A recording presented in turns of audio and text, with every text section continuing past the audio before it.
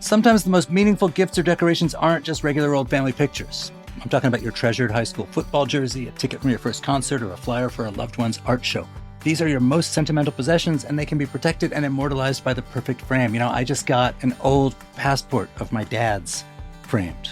He died a couple years ago, and I don't know why. This really spoke to me. Luckily, FrameBridge makes it easy and affordable to custom frame just about anything. Just pick the perfect frame for your piece from their curated selection of styles, and their design experts will do the rest.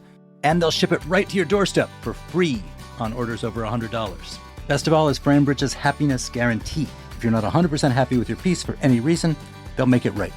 Visit framebridge.com or one of 8 local FrameBridge stores at 14th Street, Union Market, Georgetown, Bethesda, Old Town, Clarendon, McLean, or the Mosaic District, and start framing. Today on CityCast DC, we're talking about the RFK Stadium deal. It looks just about done. And we're talking about the latest twists in the quest to build more housing in the inner suburbs. And we are talking about an extremely petty neighbors' quarrel that went viral. Plus, in a members-only fourth topic, we're talking about the Trump-inspired burst of potential renamings in the DMV. Is it just political trolling, or are these signs of our descent into Banana Republic status? I'm here with CityCast's Annie Reese and Greater Washington's Dan Reed.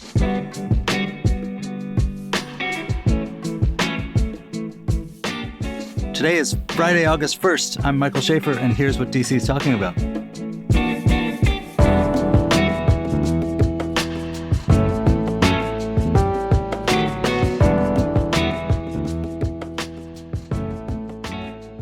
Hey, Annie. Hello. Dan Reed, as I live and breathe. Welcome back to the show. Good morning. Thanks for having me again. It's been a while. It's been a long time. So, you guys, I was actually at the Wilson Building in the DC Council chambers on Wednesday. Mayor Bowser testified before the council about the RFK Stadium deal. It was sort of a full political performance. They had filled the place with people in pro-stadium shirts who applauded wildly when the mayor walked in. There were a few opponents in anti-stadium shirts. There were no free seats. It all felt very exciting. It also felt like the fix was in, you know, like the members of the council, even the skeptical ones were like, you know, we need to make this a better deal. They weren't saying like, we shouldn't have a stadium, we should just build housing there.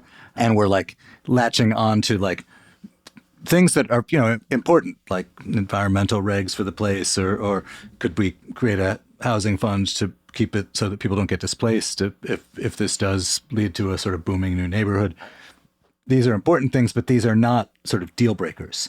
And, you know, you could sort of see them puffing themselves up to look like they're boldly dissenting, but in fact, to me at least, you know, and I don't cover that for a living or anything, but to me it looked like this thing will happen and just enough goodies are going to get thrown to everybody to make them feel like their stance won some concessions, but that's about it. Yeah, absolutely. I think you're totally right that the vibe has really shifted on the stadium, and the way I see it, it's almost an inevitability at this point. So the question is just how much the council will be able to sweeten the deal. But also a lot of that is sort of just, as you're saying, almost like a performance element in some ways of a like, look what we got. Look what I extracted from these kind of this big billions of dollars development. Is that your reading of it too, Dan? Well, our organization has taken the position that this is a bad deal for the city, and that we did a poll earlier this week. You may have seen it. We republished it a couple of days ago. It's made the rounds. And it says that 2/3 of DC residents oppose exempting, for example, the owners from paying property taxes for 30 years. It is a bad deal. And while I think folks are coming around to the reality that it will be, it doesn't bode well. Doesn't bode well for what? I think it doesn't bode well for DC taxpayers who are going to pay higher taxes as a result of this. You know, the owners don't need all these incentives. It's a missed opportunity to build more housing and more neighborhood on that site to take advantage of the very valuable waterfront that is there. And there's the reality that the site just may not be able to hold an NFL stadium to the standards that people expect, whether it's the people buying luxury boxes or the fans who want space for tailgating and all that. So there's, in many ways, we are like not prepared for this, is broadly where we are at And as the person who handles our stuff in Maryland, it's also kind of it's a big challenge for Maryland too. There's the question of what do we do with the old stadium and the hundreds of acres that it sits on. What do you think they ought to do with the old stadium? Boy, that's a great question. There are possibilities, right? I always ask great questions. The hallmark of Mike Schaefer. I think the opportunity isn't as great as what there would have been at the RFK site. That land is much more valuable, much better located, but there is a chance to build a new sort of town center there. There's opportunity to create jobs, to create more housing, to take advantage of the proximity to the metro and the Beltway. Prince George's County has done a lot of work in the past couple of years to focus more development along the blue line with the goal of making it more like what we see on the red line in Montgomery County or the orange line in Arlington.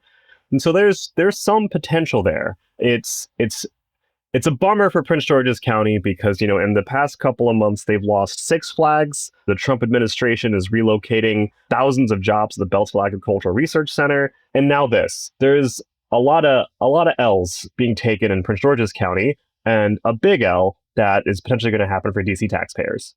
One of the biggest, I think, open questions that I at least am talking about with a lot of my friends is when we got this revised deal from Mendelsohn, the question is like, how good is this deal and how much better could it get? Like, I know your position is that it's a bad deal, but it's sort of, it extracted more than the previous agreement did.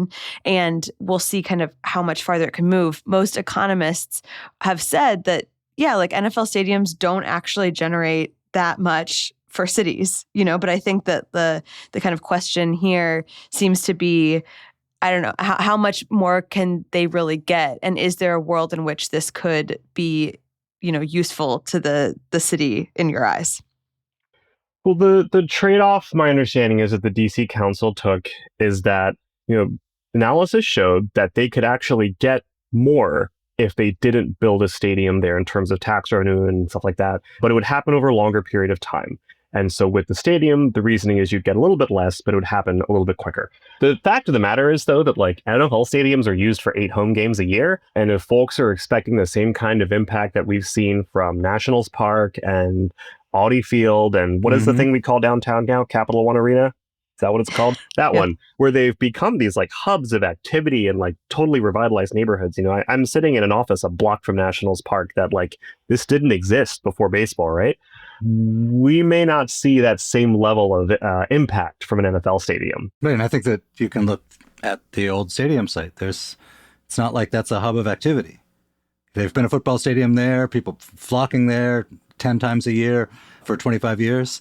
But it's not like, oh man, I'm going to go hang out in Landover, It's a hell of a parking lot, I'll tell you what.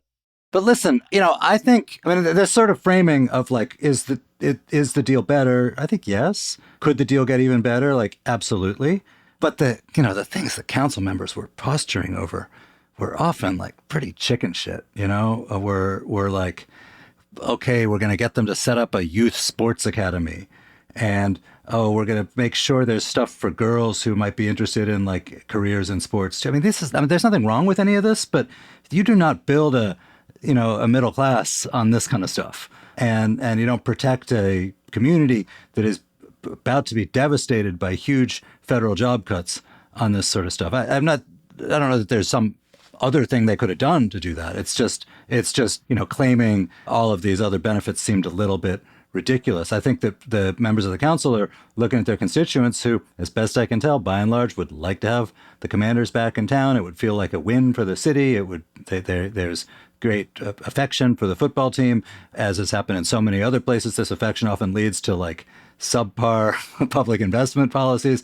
But, at the beginning of this whole push for the stadium, I remember we talked about this on CityCast, that there were sort of 2 questions, right? One was, should any city help a very wealthy ownership group build a stadium that will make it even wealthier?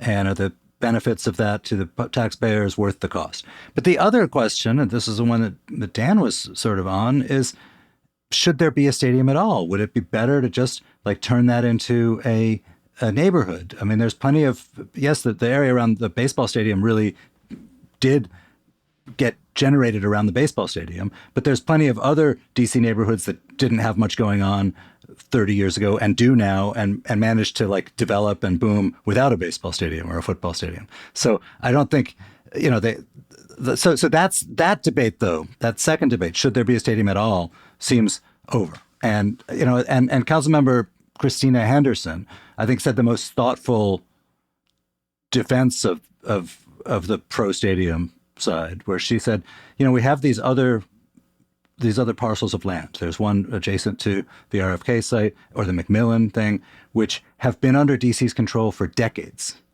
And nothing's happened, or things have happened at glacial pace. And she said, I'm not interested in waiting 20 years for something to get done with that site.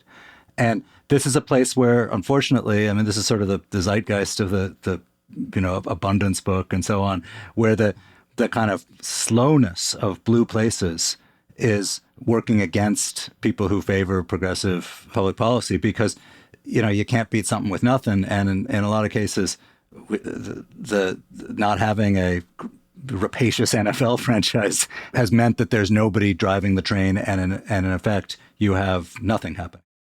Well, I don't want to discount the emotional tie that people have to the team, right? Folks have been holding out for the Commanders to win a Super Bowl for over 30 years now, right? People feel tied to the team. And of course, when asked if they would like a stadium in DC again, they're going to say yes.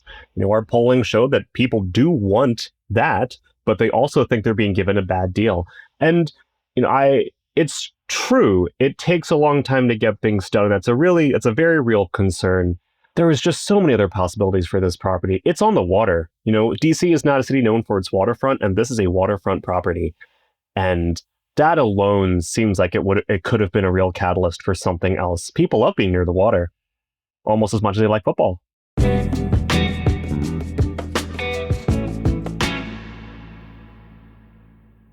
Remember that amazing little cafe you discovered last summer with the perfect latte and the crazy view? Or that sweet hiking spot your friend told you about, but you can't quite remember the name? With Overlook Maps, special places never get lost again. Create personal lists of places that you've been and want to go.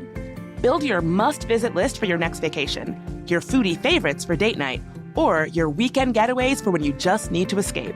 Planning a trip with friends? Create a shared list where everyone can add their ideas. Visiting a new city? Check out lists from locals who know the real gems, not just the tourist traps. And here's the best part. No ads cluttering your lists. No one selling your data to advertisers. Just your personal collection of amazing places organized exactly how you want them. Overlook Maps. Collect, organize, and share the places that matter to you. Download free at overlookmaps.com. And check out overlookmaps.com/DC to see some of our lists and great spots on a map and in your pocket. Your places, your way. So good, so good, so good. Ready to rack to school and save big? Get to your Nordstrom Rack store today for thousands of deals from just $20. Because I want to look fresh.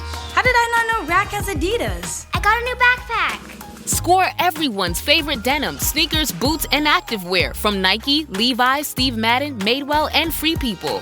Great brands, great prices. Everyone's got a reason to rack. Shop Nordstrom Rack and make it the best school year ever. So the other thing in the Dan Reed adjacent news this week has been this ongoing debate about so-called missing middle housing. Just if I may interject a pet peeve of mine, missing middle is one of these phrases that advocates use. It sounds good, etc., but no one actually knows what the hell it means. And it would be much better, I think, if they said, hey, we want to change the rules so it's easier to build in a formerly single house kind of neighborhood, to build small apartment buildings or things that let us get more housing. And this will wind up lowering the prices for everybody, particularly people in the middle class who can't afford the soaring prices. You're not lying. And that's why we do it. Right. And that's the, that is the goal. But we have this sort of jargon, missing middle, that sounds like Something you found, and it's really exciting. And it sounds sort of like a euphemism for something you don't want to talk about. Like, it's sort of like referring to whatever ex-cons as returning citizens. There's nothing wrong with any of that, but like when you break out the euphemism, it makes it sound like the thing you're talking about is like itself unattractive or stigmatized. And in this case, it shouldn't be unattractive or stigmatized. It's just like just like houses and housing for people.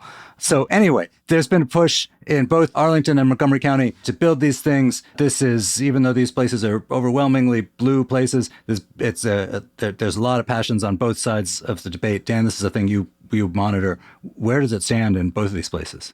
That's right. So in Arlington, they passed, we're going to call it missing middle because we're on a podcast and it's snappy. They passed a missing middle rule 2 years ago. It got held up in court, and thankfully the county appealed. There was a ruling that maybe it could stand. So, hope for duplexes and fourplexes yet in Arlington. Alexandria's law is still going through the courts right now after neighbors there sued. Montgomery County just a week and a half ago passed package of bills, which they call More Housing Now, continuing with euphemisms, that will make it easier to build duplexes, townhomes, and little apartment buildings along big roads. And when big roads, we're saying like Georgia Avenue, Wisconsin Avenue, big 6-lane roads. And they're if you drive on these roads now, you'll see where there are little single family homes. They're often, older homes. Many of them have been converted to businesses already. And now the county is saying you can use those properties to do something else. So this is a debate that's going on. I think people who've followed it are probably going to roll their eyes. But Dan, will you just, I know you are strongly in favor of more density, more housing, more duplexes, et cetera.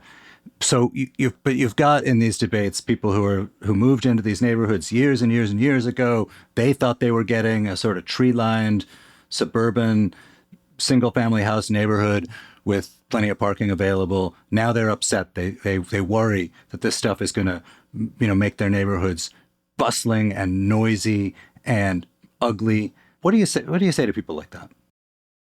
I think it's natural for people to like where they live, right? And change can be scary and difficult, and I totally understand that. And so some of these concerns come from a real place.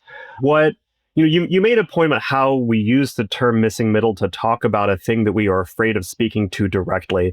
And part of that is because we sort of treat these other housing types like they should be stigmatized, right? We're sort of culturally attuned to think of townhomes and apartments as less than. And so naturally, when people are presented with the possibility of that in their neighborhood, they immediately go to the worst thing, right? I'll tell you as somebody who lives in a townhouse that not only do I live in a tree-lined neighborhood, but one of those trees went through my bedroom ceiling last month. So oh, God. That's how many trees can coexist with townhouses. And this idea that this somehow fundamentally changes the character of a neighborhood in ways that are, alienating to you if your sort of ideal is, kids running around the sidewalk or, whatever the sort of suburban like ideal is. Is that true? I mean, is there a argument to say like, actually, I think you guys are a little overreacting to this a bit? I think folks are overreacting to like the pace of change, right? Both on the pro and the con side, right? Folks who support this will say this is going to make a huge impact on prices very soon. It was going to unleash the floodgates of building. We're going to have all these new options. Opponents say we're going to unleash these floodgates, and tomorrow my entire street is going to be apartment buildings, and the government is going to be showing up with a bulldozer. And they're all wrong, right? Arlington in the first year that they legalized these different housing types only got a few dozen applications, in part because the county has a cap on how many they could get processed in a year, but in part because like change happens very slowly, especially in established neighborhoods. And so we should still do this, but it's going to happen a lot slower than people might think. And the point is, over time, that will add up to significant change. Do you think the legal setbacks in Arlington are sort of slowing momentum for missing middle housing across the DMV? I don't think so. I think politically there's still politically this concept is still finding its footing. And so like that is as much of a challenge as the court challenges. Prince George's County is also talking about this, but their approach was to only do it in a single neighborhood in Hyattsville, which is their sort of like response to, don't worry guys, we're not going to do it too fast. And that had, nothing to do with the courts. It strikes me this is a sort of a classic like blue state kind of argument where, you've got older people often and sort of more entrenched in the sort of traditional suburb who have one view and then progressives mostly who want to who are concerned about how expensive it is. Can there even be a middle class in a place like Montgomery County anymore? Very few people raising, in this case, ironically, the progressives are the ones on the side of what would be the old-fashioned traditional conservative argument, which is the government shouldn't be telling a person what they can do with their property. And if I've got a house and I want to knock it down and put up a duplex or put up a 4-story apartment building, that's my business and not yours. Is there anybody who's sort of making that argument? The progressive argument for there should be more things. What I mean is that sounds to me also like what in the old days would have been considered a conservative argument, that like I can do what I want with my property and leave me alone. The irony is the Montgomery County Republicans have actually been a leading opponent of this for like culture war reasons, right? It's funny how this has sort of scrambled everybody's brains. But yeah, I think this is the progressive argument, right?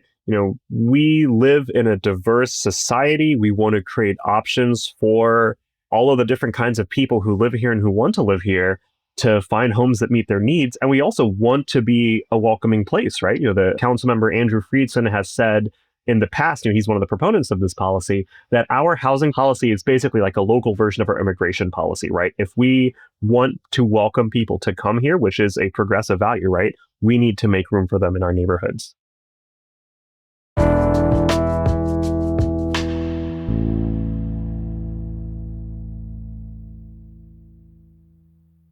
On top of building this fake volcano for months, I give my daughter Smarty Pants vitamins to support her brain health. So her science fair project sounds more like and less like. And while I may say it's not a competition, of course it's a f***ing competition. Choose Smarty Pants vitamins to support your kids' brain health and save the science fair. Shop on Amazon, smartypantsvitamins.com, or at Target today. It's summer. Time to enjoy long days, lazy nights, and zero cooking. Because Uber Eats has deals all summer long. So, when hunger strikes, don't sweat it. Delicious deals are just a tap away on Uber Eats. Enjoy all your favorite food delivered straight to you. Get Burger King, Subway, Popeyes, and hundreds more local favorites and savor every last bite. Now that sounds like a good summer. Order now on Uber Eats. Terms apply. Product availability varies by region. See app for details. All right, so third topic, you guys. Still in Montgomery County. And weirdly about room in your neighborhoods. After a fashion, Annie led on this week that she loves nothing more than a good tale of weaponized pettiness. I love weaponized pettiness. I love mess. And this is an all-timer, I think. So the Silver Spring, so travel with me to Silver Spring. The Silver Spring Tacoma Thunderbolts, rude, are a local baseball team. And they play on a field next to a fire station. Now, this is a crucial point. Occasionally, balls will go over the fencing into the fire station parking lot. And this is a team, this isn't like Little League. This is a league that is actual baseball, collegiate level, not necessarily a rec league. Allegedly, one of these baseballs hit a fireman's truck. He then responds with a high-pressure hose flooding their field, rendering them unable to play. And there's a video that went viral, basically, of this like high-pressure hose just kind of like Niagara Falls over this field. It gets picked up by like dozens and dozens of outlets in the US. I think the assistant manager said he was contacted by someone in the UK. So now it's a national or even international petty incident. Anyway, there's now an investigation into exactly what precipitated all of this. But had you guys heard about this? This is like one of my favorite stories of the last couple of weeks. My friend is the coach. What? Oh my goodness. I should take it back. My friend is involved with the team, so I heard about this as it was happening. Oh my gosh. Okay, tell me everything. Did you get a text that night and you're like, what's going on? The group chat was lit that evening. We'll say that much. But it's honestly really frustrating, right? These are young men who want to play baseball and they couldn't because of a small accident. They had to cancel their game that night. They couldn't, they had to scramble in order to play subsequent games, all because this firefighter wanted to be a bad sport. No one wants their car to get hit by a baseball. Counterpoint, you did know you're next to a baseball field at a high school. Yeah, it's not a proportional response in any way, shape, or form. Because when I first heard about it, I thought it was like just some kids playing ball and, where they weren't supposed to be and they hit someone's truck, and you can kind of feel some sympathy there. But if you voluntarily park your truck next to a ball field, guess what might happen, people? I want to get myself appointed, or maybe Annie, you should get yourself appointed as the regional grievance court judge, where we adjudicate, maybe this should be like a CityCast feature, where we adjudicate petty feuds. In this case, though, I would rule sharply against the firefighter. This seems, these kids were literally playing ball on a ball field under adult supervision with coaches, and everything was organized. There was no, it wasn't like someone had a party that was too loud or something. No. And it was for 8 minutes that this high pressure hose went off. I mean, this is a lot of water. There are water shortages in many parts of our country. This isn't the only incident that the fire department is under scrutiny over. This is one of 3 that they're investigating, I believe. And Mark Elrich, the county executive, was questioned about it. What's going to happen to this firefighter? I mean, do you just get to keep your job after you... I'm not saying he should be fired, but is there going to be some consequence, reprimand, something on his permanent record? Well, I think that's an open question, but definitely speaks to something where when you have the importance of being responsible and you have access to high pressure hoses, Yeah. to tools of this scale, The 8 minutes is what I can't get over, right? It's like the joke goes on too long and it stops being funny, right? Like you made your point 7 minutes and 50 seconds ago. Yes. Right. I think there was a little bit of pleasure, or not pleasure, but sort of joy in the video of like, what the heck is going on? It's so funny. And then you're right. Immediately it's like, oh, no. This is no longer funny. All right. Well, I can't wait to find our next petty feud, because I would love to adjudicate alongside you guys. Yeah, let's do it. People send us ideas. All right. Today, paid subscribers get a bonus 4th roundup chat about whether or not the Kennedy Center could be renamed for President Trump and what this heralds among all these other renaming ideas. If you want to be sure you always get the full episode, please become a member.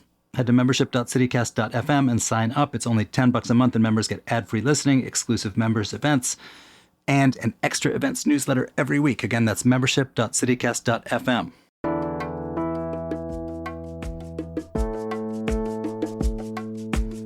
And that's all for today here on CityCast DC. Our production team this week was Priyanka Tilve, Annie Reese, Julia Karen, Ash Durbin, and Adrian Gonzalez. Newsletter editors Kayla Cote-Stemmerman and Natalia Aldana wrote our fabulous newsletter Hey DC this week. And our hosts are Bridget Todd and me, Michael Schaefer from Politico. Music is by Alex Roldan, with additional music from Rosedale and Tambor from Triple Scoop Music via Getty Images. If you enjoyed the show and you know someone who doesn't enjoy the show, why don't you turn your high-pressure fire hose on their baseball field? We'll be back Monday morning with more news from around the city. Bye.